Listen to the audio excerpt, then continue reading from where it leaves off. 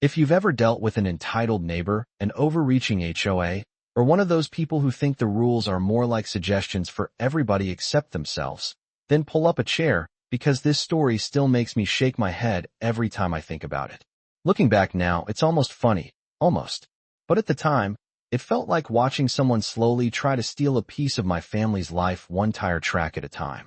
My name is Jack Mercer, and my family owns a working ranch called Cedar Hollow, a little over 300 acres of pasture, oak groves, ponds, and cattle land that sits outside a small Texas town. My grandfather bought the place after coming home from the Korean War. My father expanded it, and I've spent most of my adult life trying to keep it running. To me, that ranch isn't just property, it's history, responsibility, and about 70 years of sweat soaked into the soil. For decades, our nearest neighbors were other ranchers who understood boundaries. Then everything changed when a luxury housing development called Silver Creek Estates appeared along my western fence line. You know the type? Oversized houses packed shoulder to shoulder, decorative mailboxes that cost more than my first pickup truck, and an HOA that acted like it governed an independent nation. At first I figured we'd coexist peacefully. I was wrong. The trouble arrived in the form of a woman named Vanessa Carlton. Not the singer. Trust me. This Vanessa couldn't carry a tune if you handed her a radio.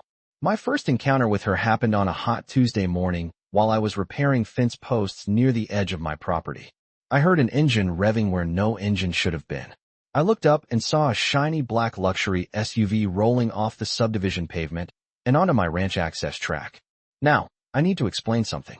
This wasn't a public road. It wasn't even a real road. It was a pair of dirt ruts I used for tractors, feed trailers, and checking cattle. It cut across part of the ranch before connecting to a county road on the opposite side. To anyone with common sense, it was obviously private agricultural land. Vanessa pulled up beside me and lowered her window with the confidence of someone who had never once been told no. "Does this road go through?" she asked. Not politely, not curiously, more like she was interviewing me for a position I hadn't applied for. I told her the truth. "No, ma'am, this is private property. You'll need to head back and use County Road 14. She looked at me, glanced at her GPS, then looked back at me. "My navigation says it connects." "Your navigation is wrong," I replied. "And you're currently trespassing." Most people would have apologized, maybe laughed about it, maybe turned around. Vanessa did none of those things. Instead, she rolled her window up, hit the gas, and drove straight past me. I stood there holding a pair of fencing pliers while dust drifted through the air, honestly wondering if that interaction had actually happened. I figured it was a one-time misunderstanding. Unfortunately, that assumption lasted about 24 hours. The next morning she did it again. Then again the day after that. Within 2 weeks I could practically set my watch by her SUV. Every morning she'd leave the subdivision, cut across my ranch, and save herself a few minutes on her commute. Apparently my family's land had become her personal shortcut. According to standard procedure, I started with the reasonable approach. I installed large reflective signs. Private property. No trespassing. Active agricultural area. I even added a warning explaining that heavy equipment and livestock were present. Problem solved, right? Wrong. 2 days later the signs disappeared. I eventually found one bent in half near a drainage ditch. Tire marks covered the metal. That was the moment I realized this wasn't confusion. This was deliberate. So I decided to confront her directly. One morning I parked my old ranch truck across the entrance and waited. Sure enough, right on schedule, Vanessa appeared. She slammed on her brakes and lowered her window just enough to speak. I explained calmly that she needed to stop using the track. I explained that it was private land, that cattle crossed the area, that her vehicle was damaging the soil, and that she had absolutely no right to be there. Her response stunned me. She claimed she'd already been using the route for weeks, and therefore it was practically established access. Then she dropped the real bombshell. She said the HOA president, a man named Douglas Reed, had told residents the track looked like an old service road and was probably fine to use. That was when I realized this wasn't just one entitled driver. This was entitlement spreading through an entire neighborhood. I told her plainly that neither she nor the HOA had any authority over my land. She accused me of being selfish. She actually said I was hoarding all that open space, while hardworking people were just trying to get to work. Then she drove around my truck, through a patch of winter grass, and continued across the ranch. Later that afternoon, I called the HOA president myself. The conversation was somehow even worse. Douglas treated the entire situation like I was overreacting. He suggested everyone should try to be neighborly. He implied that letting a few cars pass wouldn't hurt anything. What he completely ignored was the fact that nobody had asked permission. Nobody cared about liability. Nobody respected ownership. They simply wanted convenience. The following day, I contacted the sheriff's department. A deputy came out, confirmed the land belonged to me, spoke with Vanessa, and then explained an unfortunate reality.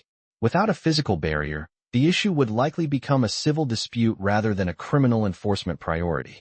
In other words, the law was on my side, but it wasn't moving fast enough to stop the problem.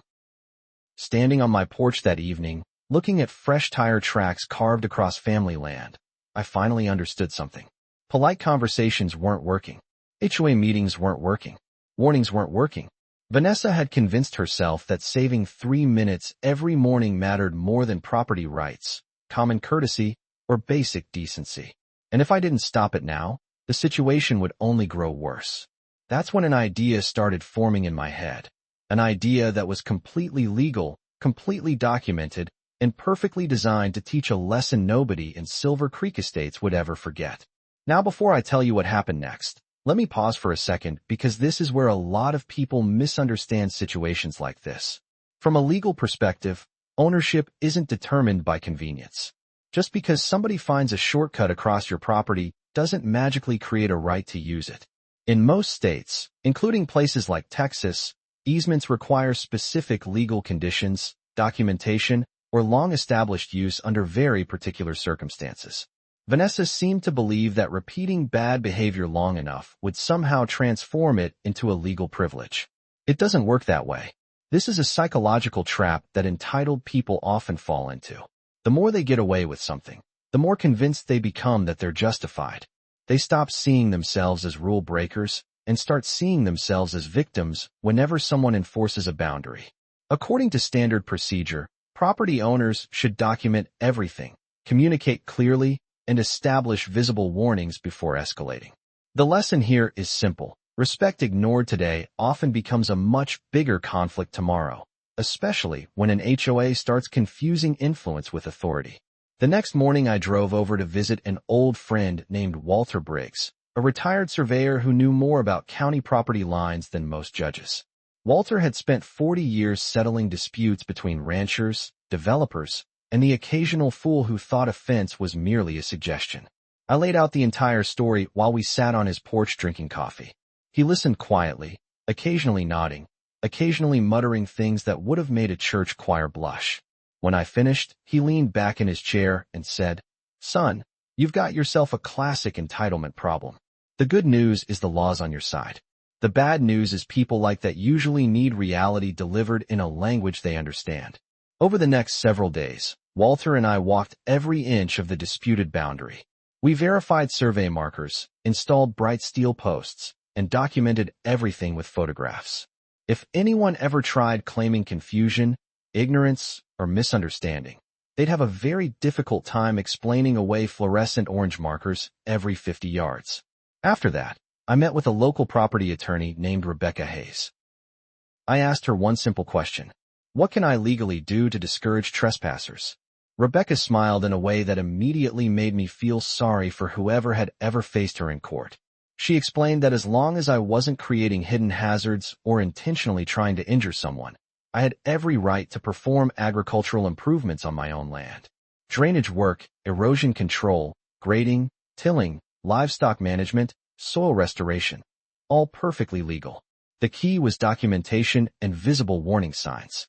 When I left her office, I finally had a plan. Not a revenge plan. Not a trap. A lesson. A completely legal lesson. First came the signs. Big ones. Bright ones. Impossible to ignore ones. Warning. Agricultural operations in progress. Caution. Uneven terrain ahead. Not a through road. Vehicle damage possible. Then I installed duplicates further down the track.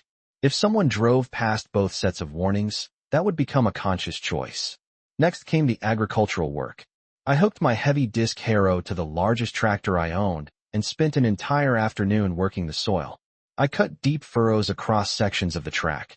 Perfectly normal agricultural tilling. Perfectly legitimate land management. But for a luxury SUV with low-profile tires and sport suspension, it was going to feel like driving across the surface of the moon. Then I addressed erosion concerns. Using stones collected from a creek bed, I built several rock control areas along portions of the route. Again, completely legitimate. Farmers and ranchers do it all the time. The rocks were visible, documented, and placed for soil stability. After that, I focused on drainage. There was already a naturally wet section near a low spot in the pasture. I expanded the drainage channel slightly and redirected runoff to improve water retention. The result was a muddy patch that looked harmless from a distance, but carried enough soft clay underneath to challenge any vehicle not designed for off-road work. Finally, because ranch life produces endless amounts of organic fertilizer, I spread a thick layer of composted manure beyond the muddy section where I intended to improve soil quality later that season. The smell alone could discourage a determined army. Once everything was finished, I photographed every inch of it. Signs, soil work, drainage improvements, rock placement, timestamps, survey markers. I created a paper trail so complete it could have been used as a college textbook. Then I waited. For 2 days nothing happened. No SUV. No Vanessa. I started wondering if maybe she'd finally accepted reality. Then Thursday arrived. Around 8:30 that morning, I heard the familiar growl of her engine. I stepped onto my porch carrying a mug of coffee and a pair of binoculars. There she was. The black SUV rolled toward the entrance and actually paused. For a moment, I thought she'd turn around. Instead, she accelerated. Apparently, reading warning signs required more effort than she was willing to invest. The SUV hit the first section of freshly worked ground at full speed. Immediately, the vehicle began bouncing violently. I watched the suspension compress and recoil like it was participating in a rodeo. The front end lurched. The rear end bucked. Coffee nearly came out of my nose from laughing. Still, she continued. Determination is admirable when paired with wisdom. Without wisdom, it's just stubbornness wearing a disguise. She slowed slightly and reached the rock control section. The vehicle swerved left, then right, trying to avoid obstacles that had never been hidden in the first place. Then came a sound every rancher recognizes instantly. Metal scraping stone. Long, loud. Expensive. The SUV had just introduced its undercarriage to geology. Any sensible person would have stopped right there. Vanessa was not a sensible person. She pushed onward. Then she reached the drainage area. The front wheels entered the mud and immediately sank.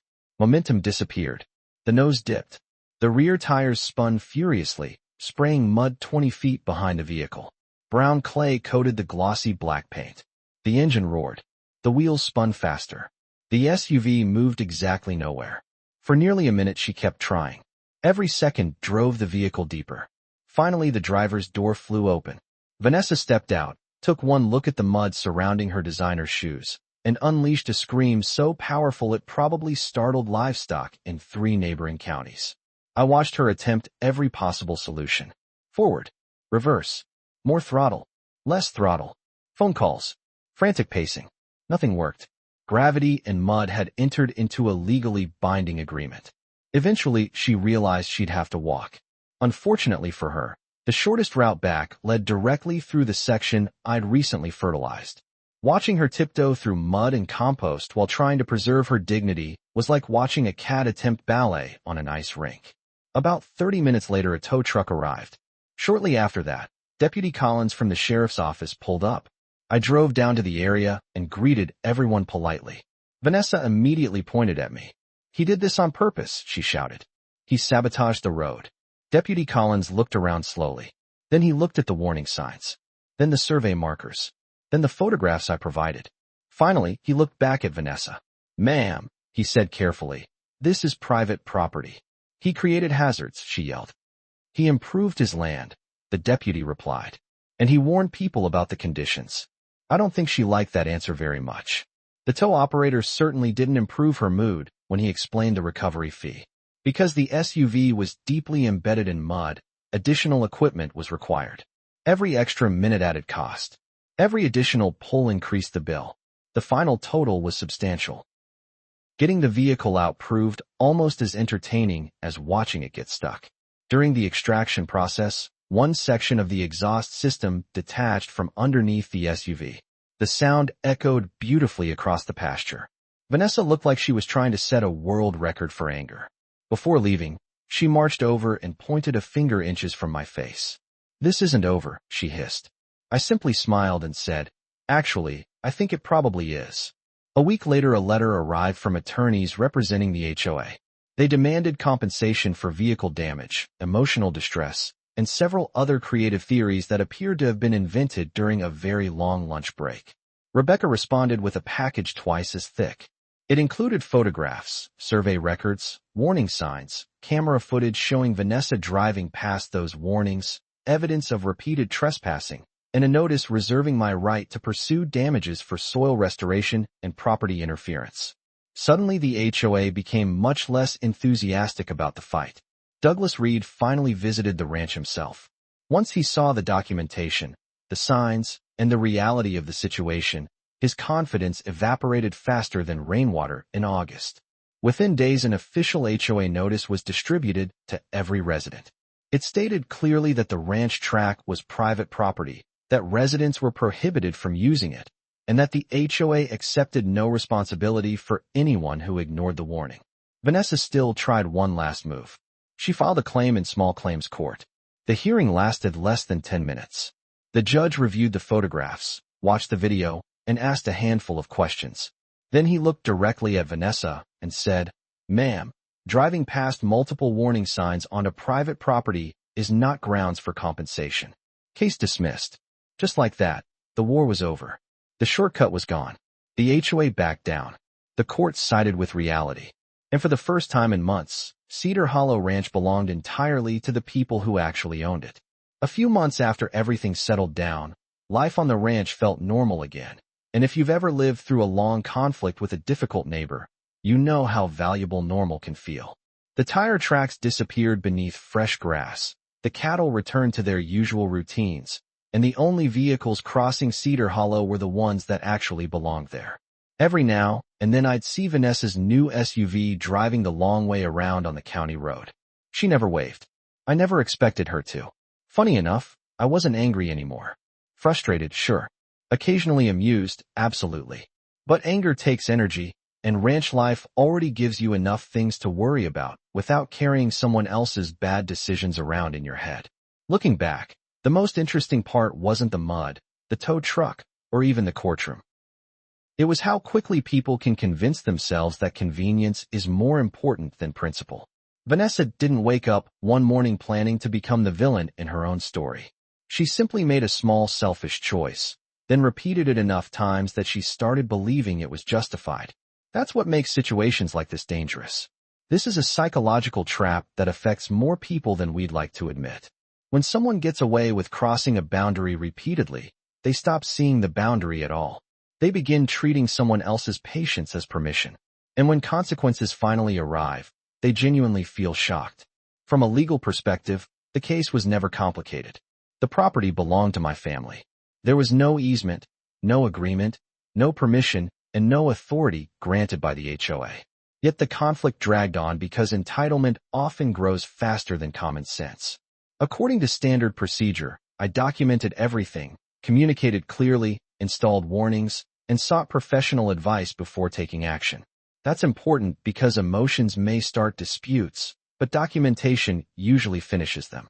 The lesson here is that boundaries matter. Not just property boundaries, but personal boundaries, professional boundaries, and community boundaries. Respect is what allows neighbors to coexist peacefully. The moment one person decides their convenience outweighs someone else's rights, conflict becomes almost inevitable. What still makes me laugh is that none of this would have happened if Vanessa had simply listened during that very first conversation beside the fence. One polite apology, one 3-minute detour, and everybody would have gone on with their lives. Instead, she spent thousands of dollars, embarrassed herself in court, irritated her entire HOA, and became the unofficial cautionary tale of Silver Creek Estates. That's an expensive way to save 3 minutes. So if you're dealing with an HOA dispute, a difficult neighbor, or somebody who keeps pushing limits they have no business pushing, remember this: stay calm, know your rights, document everything, and never let frustration talk you into doing something reckless. Let the facts do the heavy lifting. Most of the time, reality eventually catches up with people who think rules only apply to everyone else. And now I'm curious what you think. If someone repeatedly drove across your property after multiple warnings, what would you have done? Would you have handled it differently? Or would you have taken the same approach I did? Drop your thoughts in the comments because I guarantee there are going to be some strong opinions on this one. And if you enjoyed today's story, don't forget to like, subscribe, and stick around for the next unbelievable HOA showdown.